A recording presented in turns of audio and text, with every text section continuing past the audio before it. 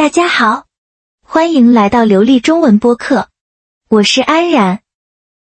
大家好，我是俊杰，很高兴又和大家见面了。俊杰，你这是在做什么呢？眉头皱得这么紧。哎，安然，你来的正好，我正在写一张感谢卡。感谢卡？写给谁的？听起来是件好事啊，你为什么看起来这么痛苦？我想写给我的中文老师张老师，他上个星期在学习上帮了我一个大忙，我想好好谢谢他。那很好啊，你都写了什么？让我看看。别看，我就是在这里卡住了。我想说谢谢老师的帮助，然后我想说他的课，就是有点难，但是也很有意思。你的意思是有点难，但是也很有意思。对，就是这个意思。但是我用中文写出来，感觉很奇怪。你是怎么写的？你念给我听听。我写的是：亲爱的张老师，谢谢您的帮助。您的课有意思一点，也难一点。俊杰，我先问你，你是想表扬你的老师，还是想给他提建议？我当然是想表扬他，感谢他。可是你写的这句话，您的课有意思一点，听起来像是在跟别的课比较，意思是你的课比别的课更有意思。啊？还有后面这句也难一点，这听起来更像一个要求。要求？对啊，难一点听起来像是老师，你的课能不能再难一点？天啊，我完全不是这个意思，我死定了，我差点就把这个卡片送出去了。别担心，你这个问题我敢说90%的正在学习汉语水平考试第2级或者第3级的朋友都犯过一模一样的错误。真的吗？不是只有我这么笨？当然不是，这一点也不笨。这说明你的中文已经到了一个开始注意细节的阶段了。一点和有一点这两个词长得太像了，用法却完全不同。唉，他们真的把我搞糊涂了。没关系，今天我们就借着你这张差点送错的感谢卡，用这期播客的时间来好好的解剖一下这对双胞胎。我们今天就来彻底搞清楚一点和有一点，你到底用对了吗？太好了，安然，你快救救我！我这张卡片到底应该怎么写？别急，在告诉你怎么写之前，你必须先明白你错在哪儿。我们先从你真正想说的那个意思开始。好了，俊杰，你刚才想表达的就是有点难这个意思，对吗？对，就是有点难。当我们想描述一个已经存在的客观状态，或者一个我们自己不太喜欢的主观感觉时，我们要用一个固定的结构。这个结构就是有一点加上形容词。有一点放在形容词的前面。没错，这是关键。有一点必须放在形容词的前面。比如，你觉得张老师的课难，这个难是一种客观事实，而且对你来说，难可能不是你最想要的，它给你带来了一点点压力。所以，你应该说的是，您的课有一点难。啊，有一点难。对，我们再想几个例子。你昨天工作到很晚，今天早上5点就起床了。你现在的感觉是？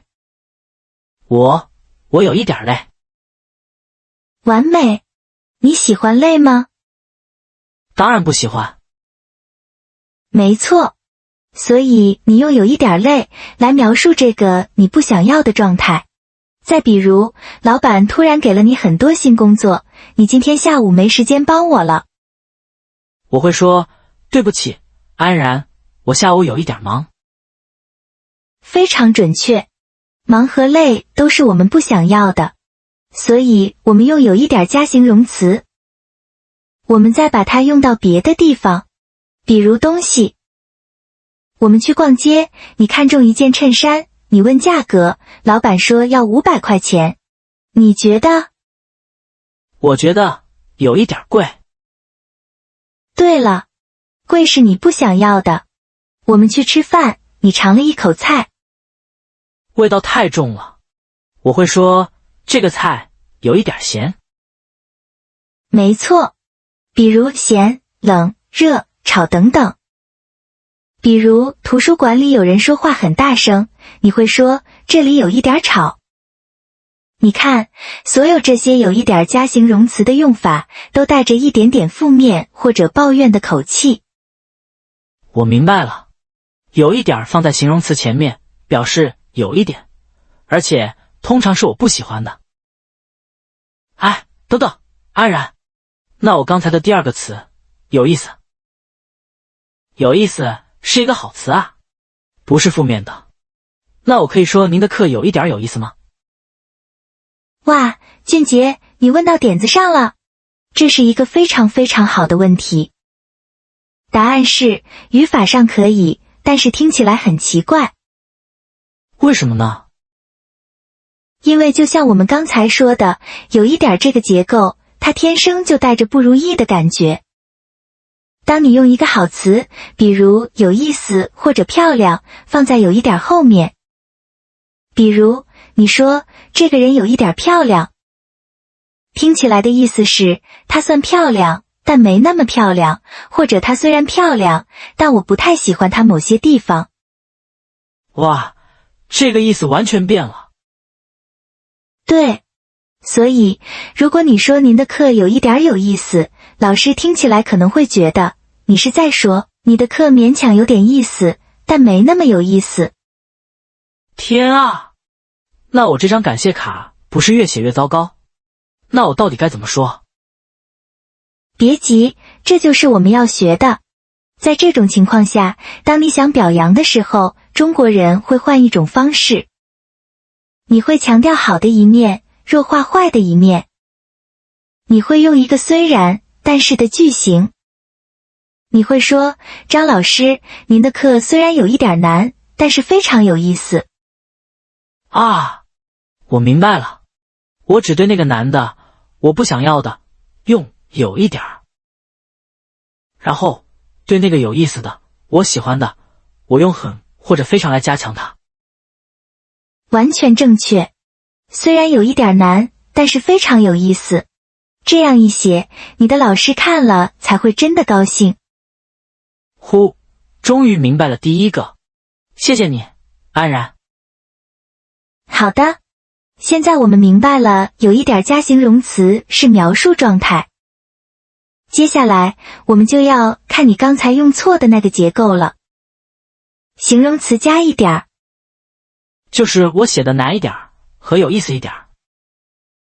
没错，当一点跑到形容词的后面时，它的意思就彻底变了。它不再是描述状态，它变成了比较。比较。对，它的意思是更一些，是和别的东西比较。比如我们两个人，我身高1.7米，你身高1.75米。那么你比我？我比你高一点儿。答对了，你比我高一点儿，意思就是你比我高一些。再比如我们跑步，你跑得快，我跑得慢。你跑得比我快一点儿。非常好。所以你回想一下，你对老师说您的课难一点，老师心里会想什么？他会想难一点，比什么难？比李老师的课难一点吗？哇，这太尴尬了。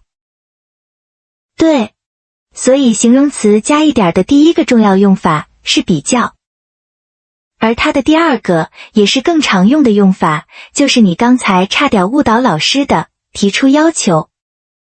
提出要求？对，当你希望某件事情发生改变时，你就会用这个结构。我们回到刚才买衣服的例子，那件衣服有一点贵，这是我的状态和抱怨。非常好。然后呢？你不会只抱怨，你会对老板提出一个要求。你会说什么？我会说，老板，能不能便宜？能不能便宜一点？完美。能便宜一点吗？你看，俊杰，你把2个结构都用了。有一点贵是抱怨状态，安然，能便宜一点吗？是提出要求。哇，我好像开窍了。我们来强化这个练习。我们必须把这2个结构放在一起练，你才能真正记住它们。好，情景2，我们在一家餐厅吃饭，音乐声音太大了。好的。第一步，先描述我的状态和抱怨。我会对服务员说，你好，这里的音乐有一点吵。很好。第2步，提出你的要求。能不能请你们把声音关小一点？非常棒。能不能小声一点？或者声音关小一点？有一点吵是状态，小声一点是要求。再来一个。你今天在图书馆学习，你觉得空调开得太足了。状态是，我觉得冷。你好，我觉得有一点冷。很好。要求呢？能不能把空调的温度调高一点？俊杰，你太厉害了。完全正确。调高一点。哇，这个太有用了。所以，你现在明白你为什么错了吗？你说难一点，就是在对老师提出要求。老师当然会糊涂了。我明白了，我应该用有一点难来描述状态，而不是用难一点来提要求。别放松，我们还没说完。一点这个词，除了刚才说的比较和要求之外，还有第3个完全不同的用法。还有，天啊！别怕，这个用法其实更简单，也更常见，就是用它来表示数量。它的意思是 a small amount of， 就是很少的量。这个时候，它的结构是动词加一点加名词。动词加一点加名词。对，这个和你刚才学的2个用法完全没有关系，它只是说数量很少。比如，你渴了。我想喝一点水。完美。喝是动词，水是名词。再比如，你饿了。我想吃一点东西，或者吃一点米饭。非常好。再比如，你去超市。我想买一点苹果。没错。你刚来中国，你的中文说的还不太好。我只会说一点中文。对了，这里的一点和有一点没有任何关系，它只是一个数量词。好的，这个我好像比较好理解。那我能不能说，我有一点水？你当然可以这么说，我有一点水。但是，你发现了吗？这里的有是一个动词，意思是拥有。这句话的结构其实还是我们刚学的动词有加一点加名词水。啊？你再比较一下，我有一点水和我有一点累。我有一点水里有是动词，一点是修饰水的。我有一点累里有一点是一个整体，它是一个副词，用来修饰后面的形容词累。哇，这个真的太复杂了。我知道，对于汉语水平考试2、3级的朋友们，你现在不需要分析的这么清楚。你只需要记住3个公式就够了。公式1，抱怨，有一点家累忙贵难。安然。公式2，要求，快一点，便宜一点，好一点。安然。公式3，数量，喝一点加水，吃一点加饭。你只要记住这3个句子，每次想说的时候就套用这3个公式，基本上就不会错了。好的，有一点累，快一点，喝一点水。我把这3个模板记住了。安然，我还有最后一个问题。我真的经常听到我的中国朋友说一点点。比如，你会说中文吗？会一点点。或者你吃吗？我吃一点点。这个一点点和一点儿有什么区别？还是他们完全一样？哇，俊杰，你今天提的问题都太好了！你真的在用耳朵和心去学中文。一点点和一点的关系非常近，在很多，甚至说绝大多数的情况下，它们的意思是完全一样的，可以互换。真的吗？那太好了，我不用再多学一个了。基本上是。比如，我们刚才说的公式3，数量，喝一点水和喝一点点水完全一样。会一点中文和会一点点中文也完全一样。还有公式1，抱怨，这件衣服有一点贵和这件衣服有一点点贵也是一样的。公式2，要求，便宜一点和便宜一点点也可以。那为什么会存在2个词呢？它们肯定有一点点不一样的地方吧？哈哈，你用对了，有一点点不一样，区别很微妙。第一，一点点听起来更口语化，更可爱一些。一点是北京话里带出来的，有儿化音，在北方用得多，而一点点在中国南方和北方都很流行。哦，所以一点点更安全。可以这么说。第二个区别是，一点点常常更能强调少。当你真的想表达 just a tiny bit， 就是真的非常非常少的时候，用一点点比一点的语气更强烈。比如，妈妈问，你到底吃了没有？你回答，我真的只吃了一点点。这里的一点点就是在强调真的非常非常少。我明白了。所以总结一下，它们大部分时候一样，但是一点点更通用，而且更能强调少。对，所以如果你暂时还分不清，我建议你在说数量和抱怨的时候，用一点点或者一点都可以。我有一点点累。安然，我吃一点点饭。但是在提要求的时候，一点还是更常用，更自然的。快一点，就比快一点点要常用的多。好的，快一点儿，便宜一点儿，我记住这个了。安然，今天的信息量真的太大了。有一点放在前面，一点放在后面，一点还能表示数量，一点点又和它差不多。我懂了这些规则，但是我真的害怕，我一开口一紧张又会全部忘掉。我怎么才能让它变成我的本能反应呢？我非常理解，语言学习光懂是不够的，我们必须会用。死记硬背那些公式是没有用的，你需要有意义的练习。怎么练习呢？我有一个方法叫情景扮演法。听起来很有意思。对，我们现在就来试一个。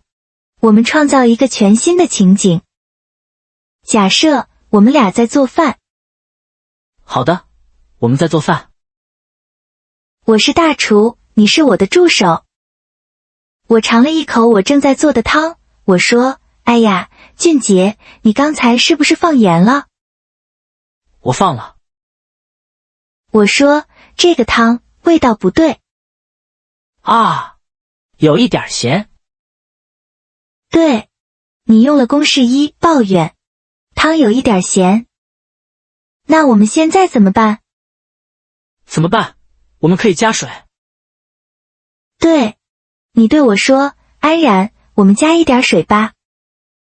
哇，加一点水，这是公式3，数量。没错，我们加了水。我又尝了一口，说，味道还是有点重。火是不是太大了？火有一点大。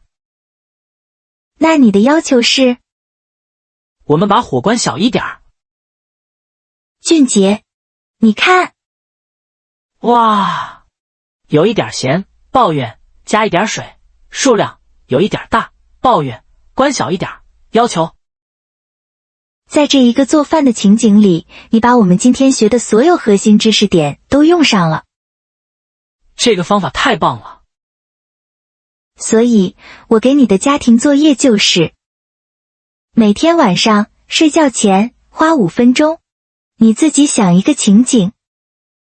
比如，在出租车上，安然抱怨，师傅，车里有一点热。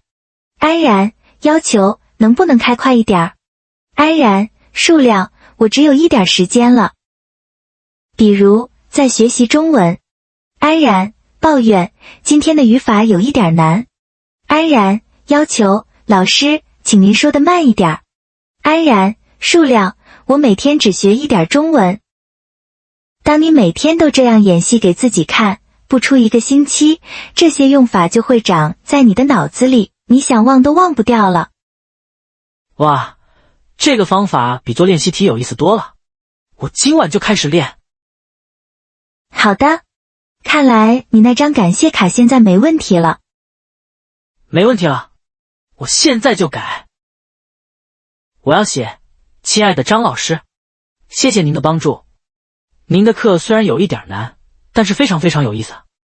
我有一点点喜欢上您的课了。这个有一点点喜欢用得很好，意思是我开始喜欢了，但又有点不好意思说非常喜欢，非常可爱。好的，那在结束前，我们再帮大家快速总结一下今天的黄金规则。好，你来总结，看看你是不是真的都记住了。没问题。规则1，描述状态或抱怨。俊杰，结构是有一点加，形容词。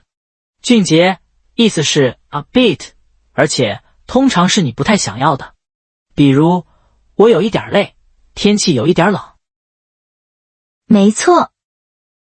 规则2，提出要求或比较。俊杰，结构是形容词加一点儿。俊杰，意思是 a little more， 比如请快一点，或者能便宜一点吗？非常准确。规则3，表示少量物品。俊杰，结构是动词加一点加名词。俊杰，意思是 a small amount of， 比如我只想喝一点水，我只会说一点中文。太棒了。最后一点点，它和一点在大部分时候意思一样，可以换着用，但一点点更通用，也更能强调少。而在提要求时，用快一点比快一点点更自然。完美。俊杰，你今天学得太好了。都是你教的好，我终于不再害怕这2个词了。那也要谢谢所有收听我们节目的朋友们。感谢大家收听今天的流利中文播客。那么，留给听众朋友们的问题是，你以前有没有用错过一点和有一点呢？你有没有像俊杰一样，写过或说过尴尬的句子？欢迎大家在评论区分享你们的故事。或者，请你用我们今天学的情景扮演法，给我们造一个你自己的小情景。对，用上有一点抱怨，要求一点和数量一点3个结构。我们非常期待在评论区看到大家的答案。感谢大家的收听，我们下期节目再见。再见。